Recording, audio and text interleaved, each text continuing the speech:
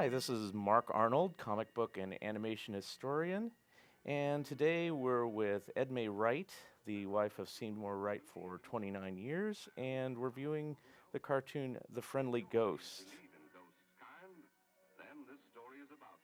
Edme, Cy, or Seymour, let me know how he fashioned Casper and what were some of the traits that he created for that character. Seymour wanted a character who was non-threatening. He didn't want those wham bam characters that socked each other around. He wanted something that children wouldn't be afraid of, but it would help them perhaps to conquer their fear of the dark or of things like ghosts. He wanted a gentle character, which is what he was himself.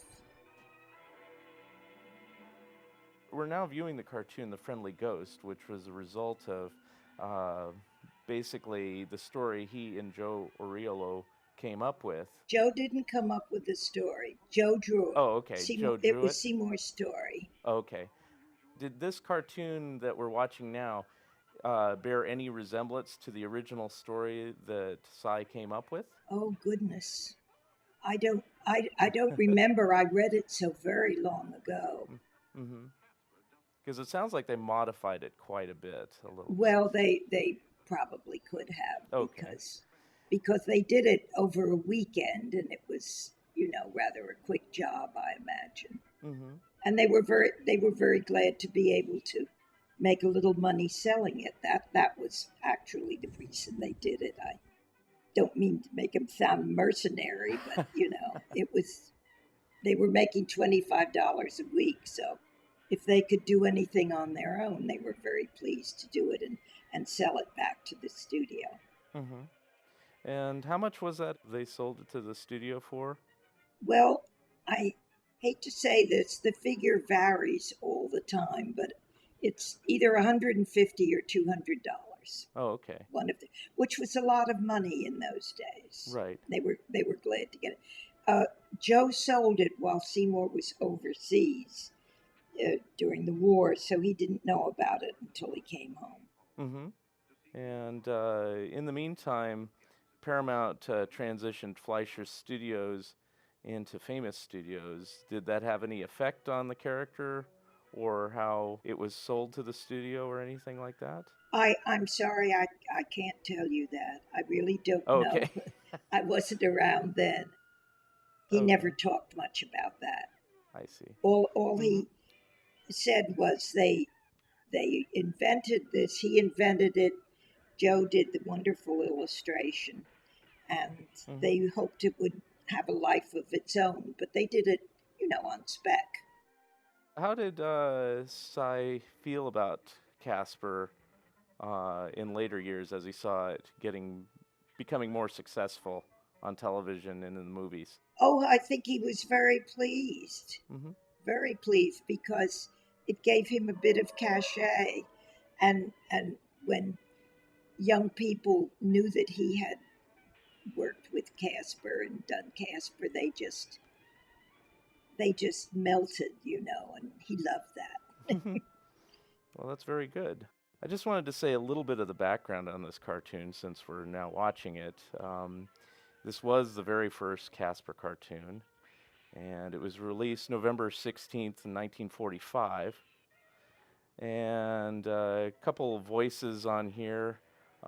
Frank Gallup was the narrator at the beginning of the cartoon, who was a longtime radio and TV announcer. And he had a hit record, strangely enough, in the 60s with a song called The Ballad of Irving.